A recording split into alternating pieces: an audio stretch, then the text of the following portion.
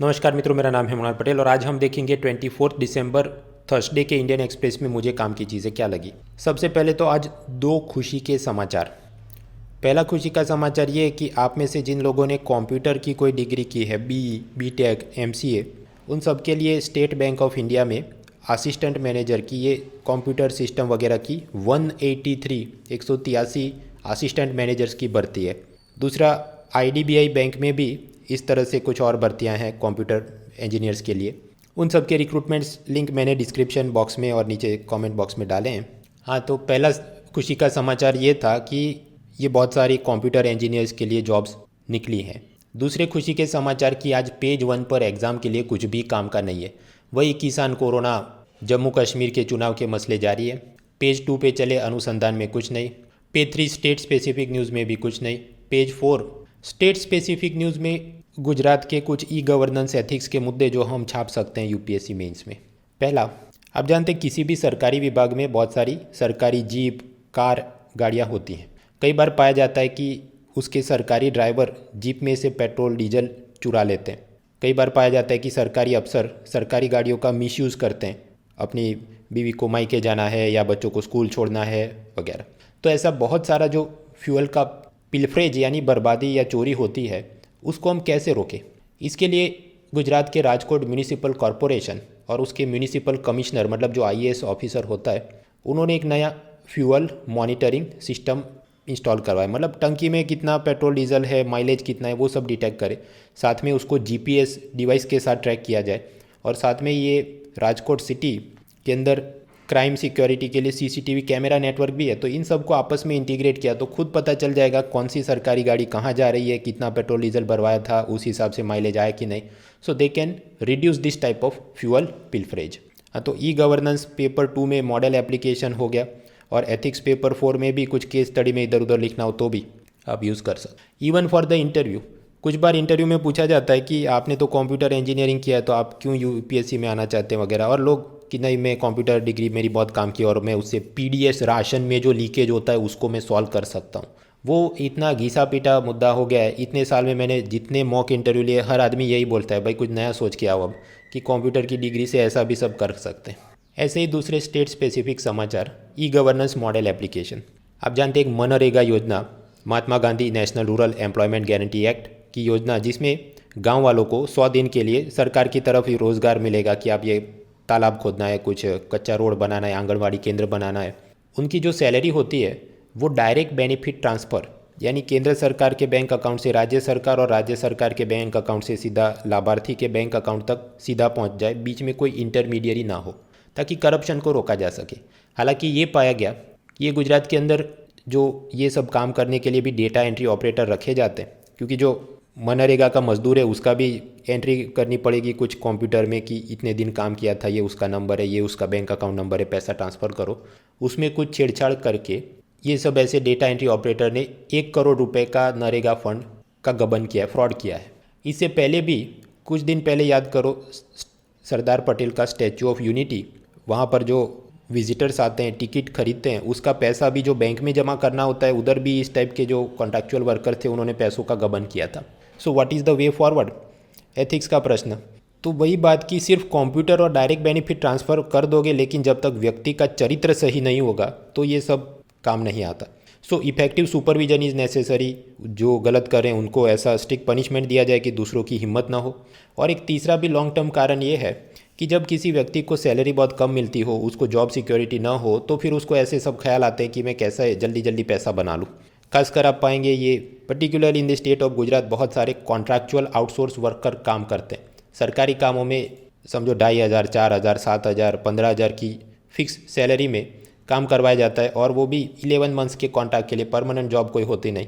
और आप पाएंगे ये जितने कांड होते हैं वहाँ इधर उधर वो ऐसे ही लोग होते हैं, क्योंकि उनको जॉब सिक्योरिटी नहीं है, तो वो सोचते हैं मैं जल्दी जल्दी करोड़ रुपए बना लूँ ताकि मेरी ज़िंदगी सेट हो जाए। तो ये भी एक सोचने का मुद्दा। खैर, पेज 6 पे चले, राशि भविष्य कुछ काम का नहीं। पेज 7 सरकारी विज्ञापन, तो वो तो मैंने आपको बताया, बैंकों में बहुत सारी recruitment specialist officers computer section के लिए। फिर हम चले पेज 8 कॉलम्स। कॉलम्स में आज जनरल स्टडीज़ के लिए वैसे तो कुछ काम का नहीं। लेफ्ट साइड पर जो छोटे छोटे 2-2 पैराग्राफ के कॉलम होते हैं, जम्मू कश्मीर इलेक्शन के बारे में प्राइम मिनिस्टर ने अलीगढ़ मुस्लिम यूनिवर्सिटी में जो सौहार्द की सब बातें की, फिर मलयालम पोएट सुगथा कुमारी, केरला की कवियत्री थी, मलयालम भाषा में लिखती, उनका देहांत हुआ पर्सनली न्यूज़, तो उनकी श्रद्धांजलि कॉलम। बड़े कॉलम में वही जम्मू कश्मीर के चुनाव के बारे में, और एक दूसरी कॉलम है अगर आपका लॉ ऑप्शनल सब्जेक्ट है तो वो काम की चीज़, विक्टिम्स राइट टू रिस्टिट्यूशन।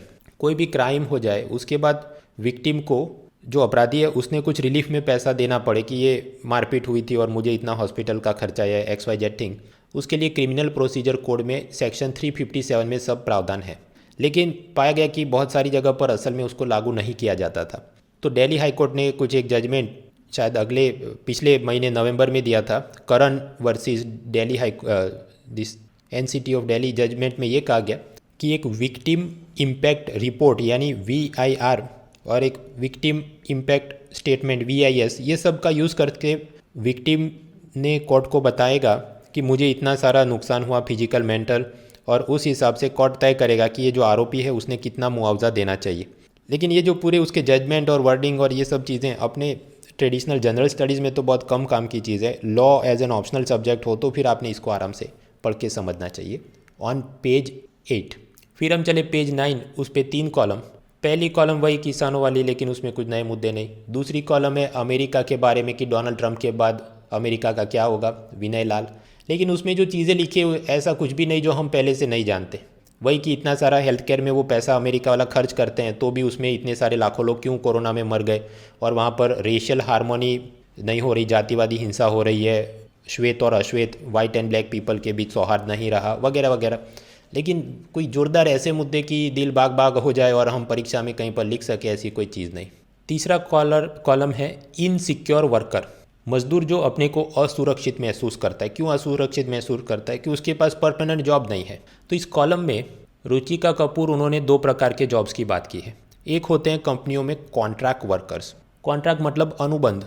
अनुबंध श्रमिक क्या होता है कि कंपनी उसको किसी बिचौलिए द्वारा, मिडल मैन, कॉन्ट्रैक्टर के द्वारा हायर करती है। तो उस वर्कर की कोई भी लीगल जिम्मेदारी कंपनी पर नहीं होती। वो तो जो बिचौलिया उसका कॉन्ट्रैक्टर हो वो उसका काम देखे, उसका EPFO पेमेंट देखना है, उसको नौकरी से निकाले, XYZ वट एवर मैटर्स, वो कॉन्ट्रैक्टर की जिम्मेदारी। तो ऐसे होते हैं कॉन्ट्रैक्ट वर्कर्स। उसके अलावा एक दूसरी चीज़ होती है fixed term employees. Fixed term मतलब नियत अवधि के लिए। जो फिक्स्ड टर्म एम्प्लॉय होते हैं उनको कंपनी खुद से नौकरी पे रखती है, लेकिन कॉन्ट्रैक्ट में कुछ लिखा होता है कि 11 महीनों के लिए आपको रखा है। तो अगर वो कॉन्ट्रैक्ट को रिन्यू न किया जाए तो अपने आप उसकी नौकरी को रद्द माना जाता है, और फिर कंपनी उसके EPFO में पैसा कंट्रीब्यूट करना वगैरह जिम्मेदारी 11 महीने के बाद ख़त्म हो जाए। खैर, ऐसे जो फिक्स टर्म एम्प्लॉय होती है, कॉन्ट्रैक्ट वर्कर होते हैं, वैसे तो सरकार ने अलग अलग श्रम कानूनों में, लेबर लॉज में सुधार करने के लिए 4 कोड बनाए थे, संहिता, श्रम संहिता। लेकिन फिर भी इन सबको जो जॉब सिक्योरिटी मिलनी चाहिए या क्लैरिटी होनी चाहिए, इतना पैसा मिले, इतनी सैलरी हो, इतना EPFO, वो सब में क्लैरिटी नहीं है। कर्नाटक में एप्पल की फैक्ट्री में जो धमाल हुई, करोड़ों का नुकसान, आगजनी की गई, उन सब के पीछे भी कहीं ना कहीं यही कि वर्कर्स आर इनसिक्योर। उनको ठीक से सैलरी मिलती रही, ठीक से जॉब सिक्योरिटी हो, तो ऐसे काम कम होंगे। फिर भारत में ही आत्मनिर्भर बनने के लिए, अपना मोबाइल फ़ोन प्रोडक्शन बढ़ाने के लिए और दूसरे इलेक्ट्रॉनिक्स के सामान का प्रोडक्शन बढ़ाने के लिए सरकार लेकर आई प्रोडक्शन लिंक्ड इंसेंटिव स्कीम यानी PLI, जिसमें ये कंपनियां जितना नया उत्पादन करेगी उस हिसाब से उनको 4 to 6% सब्सिडी दी जाएगी। लेकिन अगर इस प्रकार की लेबर अनरेस्ट और हड़ताल और आगजनी चलती रही तो न तो उसमें कंपनियों का फ़ायदा है, न ही वर्कर्स का फ़ायदा है। और आत्मनिर्भर में हम ये सोचते हैं कि न सिर्फ अपना इकोनॉमिक प्रोडक्शन बढ़े लेकिन साथ साथ नौकरियां भी बढ़े। तो नौकरियां बढ़ तो रही है, लेकिन ये कोई अच्छी नौकरियां नहीं बढ़ रही है जहाँ पर कि आपको सैलरी भी ठीक से ना मिलती हो। तो ये सब में सोचने का विषय। फिर पेज 10 स्टेट स्पेसिफिक न्यूज़ में कुछ काम का नहीं। कुछ दिनों पहले याद करो, वो उत्तर प्रदेश और शायद लखनऊ म्यूनिसिपल कॉरपोरेशन ने अपने म्यूनिसिपल बॉन्ड जारी किए थे। मतलब बाज़ार में वो बॉन्ड इशू करेंगे और कहेंगे इसमें मान लीजिए हम आपको 8% ब्याज देते हैं और हमको पैसा दीजिए, उसकी मदद से हम लखनऊ में ये रोड, बिल्डिंग, इंफ्रास्ट्रक्चर बेहतर करेंगे। अब ऐसा ही वडोदरा म्यूनिसिपल कॉरपोरेशन गुजरात में कर रहा है, तो उसकी भी इन्होंने तो भाई करीब 4000 वर्ड्स की एक्सप्लेन सीरीज़ बनाई है। भाई इतना क्या काम का है? लगता है ये इंडियन एक्सप्रेस को आज एडवर्टाइजमेंट नहीं मिले तो ऐसे फालतू कॉलम से वर्ड्स भरे जा रहे हैं। फिर पेज 11 सरकारी विज्ञापन कुछ काम के नहीं। पेज 12 नेशनल पॉलिटिक्स में वही जम्मू कश्मीर, TMC, BJP तू में चल रही, जो हमारे लिए काम की नहीं। नॉर्थ ईस्ट में internal security, border issues, Nagaland के कुछ जो उग्रवादी हैं जो अलग से अपना देश बनाना चाहते हैं, लेकिन फिर सरकार के साथ शांति मंत्रणा यानी पीस टॉक हो रही है, तो कभी वो पीस टॉक में बैठते हैं, कभी वो चले जाते हैं, फिर वापस आते हैं। वो बॉल बाय बॉल कमेंट्री जा रही है कि NSCN-K फैक्शन ने सीज़ फायर और फिर वो वापस पीस टॉक करेंगे वगैरह। मैंने आपको बहुत शुरुआत में भी कहा था इस सीरीज़ में, एक बार में इंटरनल सिक्योरिटी के ये सारे मुद्दे आप ख़त्म करो, हर बार बॉल बाय बॉल कमेंट्री काम की नहीं। तो जैसे कोई भी ये जितने भी ई लर्निंग वेबसाइट है, कहीं पर भी जाके मेंस का ऐसा जो मटेरियल फ्री में वो मार्केटिंग के लिए अपलोड करते हैं, उसमें डाउनलोड करके इसको एक बार में ख़त्म करो। ऐसे ही नेशनल और स्टेट स्पेसिफिक न्यूज़ में कर्नाटक और गोवा में गौ हत्या प्रतिबंधन एंटी काउ स्लॉटर के कानून के अंदर बॉल बाय बॉल कमेंट्री जारी है जो काम की नहीं। उसमें जो मेन मुद्दा था वो मैंने कुछ दिनों पहले ही पढ़ा दिया था, वो पुरानी चीज़ देख लेना। पेज 13 भी ऐसी, वो केरला में सिस्टर अभया मर्डर केस में इतना सज़ा दी गई वगैरह, कुछ काम का नहीं। पेज 13 पर आप पाएंगे रेलवे ने बड़े बड़े विज्ञापन दिए हैं। न्यूज़पेपर में विज्ञापन एडवर्टाइजमेंट कौन देता है? जिसका धंधा ठीक से नहीं चल रहा हो। वही कोचिंग वाला बहुत बड़ी ऐड देगा, उसी तरह रेलवे वाला अगर इतनी बड़ी ऐड दे रहा है तो वो क्या साबित करता है कि रेलवे का धंधा ठीक से नहीं चल रहा है। वरना रेलवे तो ऐसी चीज़ है भाई, खुद आदमी टिकट लेने जाए, ये तो पूरा उन्होंने टाइम टेबल आई है, ये हमारी जा रही है ट्रेन। खैर, पेज 14 डिफेंस में अपने नेवी चीफ बोल रहे हैं कि हमारे पास एक तो एयरक्राफ्ट कैरियर विक्रमादित्य है, दूसरा एक अभी बना रहे हैं, लेकिन उसके अलावा हमारे पास तीसरा भी एयरक्राफ्ट कैरियर होना चाहिए, क्योंकि अमेरिका, चाइना, इन सब के पास ज़्यादा हैं तो हमारे पास भी होने चाहिए। हालांकि सरकार इसके लिए राज़ी इसलिए नहीं होती क्योंकि सरकार को डर लगता है कि इतने अरबों रुपए हम खर्च करके बनाएं और उस पर कोई बड़ा सा मिसाइल भेज के उसको डुबो दिया जाए तो हमारा पैसा डूब जाएगा। लेकिन नेवी चीफ का कैसे कहना है कि this is an operational necessity, हमारे पास होना चाहिए। और अगर नहीं बना सके तो एक रास्ता ये हो सकता है कि अंडमान निकोबार लक्षद्वीप, ये जो हमारे टापू हैं, उसी में ऐसी बड़ी बड़ी तोप मिसाइल वगैरह फिट किए जाए ताकि वो एक प्रकार से खुद ही अनसिंकेबल एयरक्राफ्ट कैरियर बन जाए। मतलब उधर ही ऐसे सब वेपन्स फिट किए जाएं, एयर स्ट्रिप बनाई जाए जहाँ से आप फाइटर प्लेन्स को लॉन्च भी कर सके, तो लक्षद्वीप जो असल में टापू है वो खुद एक एयरक्राफ्ट कैरियर जैसी भूमिका अदा करे। ऐसा कुछ सोचने की आवश्यक। लेकिन जब तक कुछ होके नहीं आता तो ball by ball commentary not important. हमारे आर्मी चीफ लद्दाख की सुपरविजन में गए, ball by ball commentary not important. Schedule caste students के लिए पोस्ट मैट्रिक स्कॉलरशिप स्कीम, मतलब उनको वो कॉलेज वगैरह की पढ़ाई के लिए जो स्कॉलरशिप में पैसा मिलता होगा, उसमें सरकार कुछ फंडिंग रिफॉर्म सोच रही है कि केंद्र सरकार 60% दे, राज्य सरकार 40%। ये सब कुछ काम का नहीं। अगर योजना का कोई जोरदार फैंसी नाम बनता हो, दीनदयाल ये योजना, राजीव गांधी ये योजना, या फिर उसका ऐसा फैंसी कोई एब्रीवेशन, सौभाग्य, सहज, दिस दैट, तो काम की चीज़। और जहाँ तक फंडिंग रिफॉर्म्स हैं कि केंद्र सरकार योजना में इतना पैसा दे, राज्य इतना, तो अब पुराने यूपीएससी पेपर देखे, रेयरेस्ट ऑफ रेयर केस में भी शायद ऐसा कोई प्रश्न पूछा ही नहीं यूपीएससी ने कि कौन सी में ये है कि राज्य सरकार ने कितना कंट्रीब्यूट करना पड़ता है। तो ये मतलब चीज़ कुछ भी काम की अभी दिखती नहीं। फॉरेन डायरेक्ट इन्वेस्टमेंट, मतलब कोई विदेशी एंटिटी भारत की कंपनी में 10% से ज़्यादा अगर निवेश करे तो हम कहते हैं प्रत्यक्ष विदेशी निवेश, फॉरेन डायरेक्ट इन्वेस्टमेंट हुआ। उससे कम हो तो हम कहते हैं FPI है, फॉरेन पोर्टफोलियो इन्वेस्टमेंट, या फॉरेन इंस्टीट्यूशनल इन्वेस्टर, FII वगैरह। तो अलग अलग क्षेत्र में अलग अलग FDI के नियम होते हैं।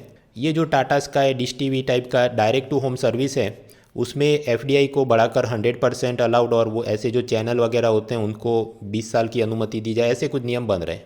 खैर, कोई बहुत ज़ोरदार चीज़ नहीं कि दुनिया इधर की उधर हो जाने वाली है, ठीक है, एक आध लाइन में पता होना चाहिए। मेंस पेपर 2 में एक मुद्दा आता है राइट्स इश्यूज़, मतलब ये जो विकलांग लोग हैं, जो गरीब है, कमज़ोर वर्ग, उनके लिए अलग अलग क्या योजनाएं, नीतियाँ, पॉलिसीज़। एक नया डेवलपमेंट, आप जानते हैं आर्टिकल 14 की समानता सबको होनी चाहिए, और फिर आर्टिकल 19 जहाँ पर एक है व्यवसाय का अधिकार। अगर कोई व्यक्ति जो विकलांग है, मान लीजिए वो अंधजन है, दिव्य चक्षु है, विजुअली हैंडीकैप, और वो लॉयर का काम कर रहा है, अब वो वकालत करता है तो सारे कोर्ट के डॉक्यूमेंट, सामने वाली पार्टी डॉक्यूमेंट उसको कागज़ में दे, वो बेचारा पढ़ कैसे पाए। सपोज़ कि उसको PDF फाइल बना के दे। अब वैसे तो PDF फाइल में टेक्स्ट टू स्पीच के काफ़ी सॉफ्टवेयर आते हैं, फ्री में भी होते हैं, जॉज सॉफ्टवेयर वगैरह, लेकिन उसके लिए वो PDF फाइल में ऑप्टिकल कैरेक्टर रिकॉग्निशन सिस्टम होनी चाहिए। मतलब आप माउस से उसको सिलेक्ट करो तो टेक्स्ट सिलेक्ट होनी चाहिए, लेकिन कई बार वो ऐसे ही कैम स्कैनर से कुछ भी फ़ोटो खींच के भेज देते हैं। कई बार ऐसे कोर्ट डॉक्यूमेंट में बहुत सारे वाटरमार्क और इधर उधर स्टैम्प सिग्नेचर ऐड किए जाते हैं, तो वो जो टेक्स्ट टू स्पीच सॉफ्टवेयर है उसको सही से डिटेक्ट नहीं कर पाता। इसलिए सुप्रीम कोर्ट की एक समिति, जस्टिस चंद्रचूड़ ने ये कहा है कि ये जो भी कोर्ट के डॉक्यूमेंट दिए जाते हैं पीएच लॉयर्स को और पीएच लिटिगेंट्स को उनको ज़्यादा एक्सेसिबल बनाया जाए, वरना ये तो ऐसा ही हो रहा है कि आप किसी व्यक्ति को विदेशी भाषा में डॉक्यूमेंट दे रहे हैं और वो बेचारा समझ ही नहीं पा रहा है, क्योंकि जो विजुअली हैंडीकैप है उसके लिए तो यही हुआ। So you need to make the courts more accessible. तो ई गवर्नेंस के जो मॉडल और एप्लीकेशन की बात या rights issue of the physically handicap person, इसमें ये सब सोचने लिखने के मुद्दे। So that was page 14। फिर पेज 15 एक्सप्लेन सीरीज में आज कुछ भी काम का नहीं है। एंटार्कटिका में भारत ने अपने कुछ संशोधन सेंटर बनाए हैं, मैत्री, भारती वगैरह।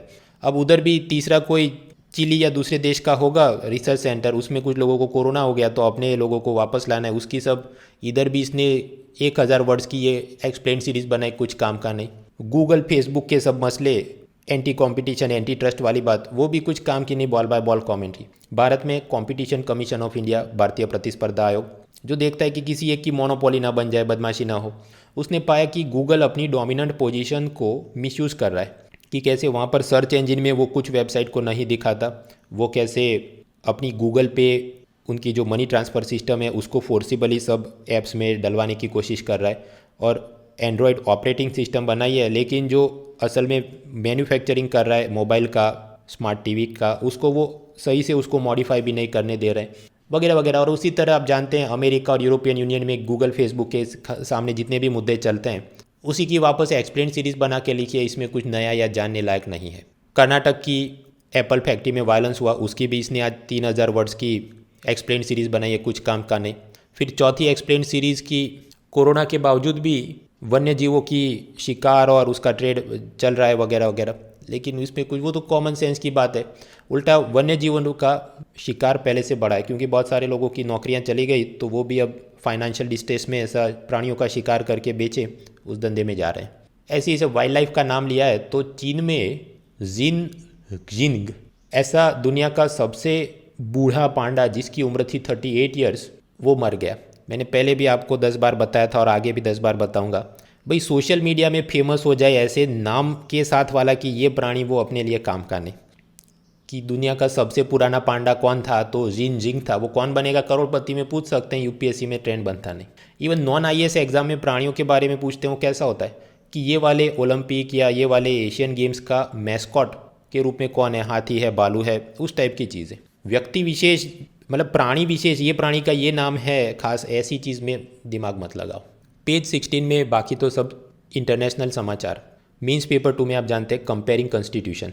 आप पाएंगे जैसे भारत के प्रेसिडेंट को सब क्षमा देने के पार्डनिंग पावर है, कि वो कह दी कि ये सज़ा माफ़ करवा सकता है। अमेरिका के प्रेसिडेंट को भी है, लेकिन अमेरिका के प्रेसिडेंट डोनाल्ड ट्रंप, जिनका कार्यकाल 20 जनवरी को ख़त्म होगा, तो उन्होंने तय किया है कि अपने जितने भी फ्रॉडस्टर टाइप के दोस्त हैं, पॉलिटिकल साथी हैं, उन सब की वो मतलब सजाएं माफ़ करवा रहा है। किसी का टैक्स का केस चल रहा हो, किसी ने फाइनेंशियल फ्रॉड गबन किया हो, उन सब के वो एक एक करके माफ़ करवा रहे हैं। तो हमारे लिए काम क्या है? क्या हमने इसको सीधा प्रश्न नहीं, इसको हमने इनडायरेक्टली लिखना है। जब आप बात करें भारतीय संविधान और भारतीय ये जो पूरी पार्लियामेंट्री सिस्टम है, उसकी विशेषता क्या है? एक तो सेपरेशन ऑफ पावर, की प्रेसिडेंट भी मनमाने तरीके से किसी की भी ऐसी सजाएं माफ़ करे तो हो सकता है सुप्रीम कोर्ट में कुछ जुडिशियल रिव्यू की हो सकता है। और दूसरा कि वैसे भी भारत का डेमोक्रेटिक पॉलिटिकल कल्चर ऐसा है कि प्रेसिडेंट ने ये पार्डनिंग पावर का ऐसा इतना बड़ा मिसयूज़ किया हो कि जैसे ट्रंप ने तो 15-20 लोगों को माफ़ कर दिया जो उनके साथी थे, ऐसा तो कभी देखने जानने में नहीं आया। तो ये भी अपने भारत देश की विशेषता है। अमेरिका भले दुनिया की सबसे पुरानी डेमोक्रेसी हो सकता है, लेकिन ये सब जो फर्जी वाला चल रहा है तो उससे बेहतर तो भारत की डेमोक्रेसी है, वगैरह वगैरह। ऐसा निबंध में कुछ सोचने के मुद्दे। उसके अलावा पेज 16 वर्ल्ड समाचार में वही सब इजराइल और पुष्प कमल, प्रचंड धमाल और नेपाल की सब चीज़ें वही चल रही है जो हमारे लिए काम की नहीं। पेज 17 पर चले इकोनॉमी। एक मुद्दा है रेट्रोस्पेक्टिव टैक्स। आपके पास कोई कंपनी के शेयर्स हैं और आप दूसरे को बेचते हैं और उसमें आपको प्रॉफिट होता है, तो उस पर जो प्रॉफिट हुआ उस पर सरकार कैपिटल गेन्स टैक्स, पूंजीगत लाभ कर, ऐसा वो एक टैक्स लगाते हैं। पता चला साल 2000 के शुरुआती वर्षों में वोडाफोन कंपनी जो मोबाइल का काम देखती, और केन कंपनी वो माइनिंग ऑपरेशन, एनर्जी ऑपरेशन का काम देखती, उन्होंने भारत की कुछ कंपनियों को खरीदा। अब कंपनियों को खरीदा मतलब क्या, उसकी मेजॉरिटी शेयर होल्डिंग खरीदी होगी। अब उस हिसाब से वहाँ पर कुछ कैपिटल गेन्स टैक्स के मसले बनते थे, क्योंकि शेयर्स को प्रॉफिट पे बेचा जाए तो कैपिटल गेन्स टैक्स भरना पड़ता है।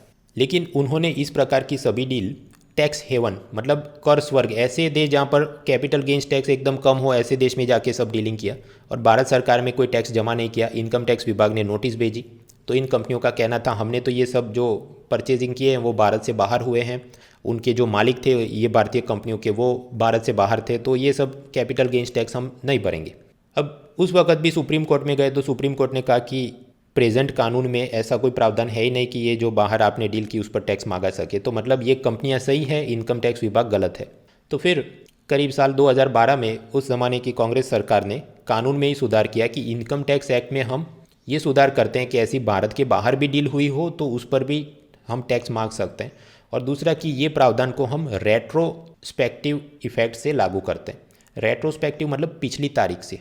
मान लीजिए इतने साल तक कानून में ऐसा लिखा हो कि कोई मोबाइल चोरी करेगा उसको 3 साल की सज़ा होगी, और अचानक से हम लोग अब बदल के ऐसा लिखे कि मोबाइल चोरी पर फांसी लगेगी, और भविष्य में तो लगेगी लेकिन आज से 10 साल पहले भी जिसने मोबाइल चोरी किया था उसको भी अभी फांसी देंगे, तो उसको हम कहेंगे रेट्रोस्पेक्टिव इफेक्ट, पिछली तारीख से कानून को लागू करवाना।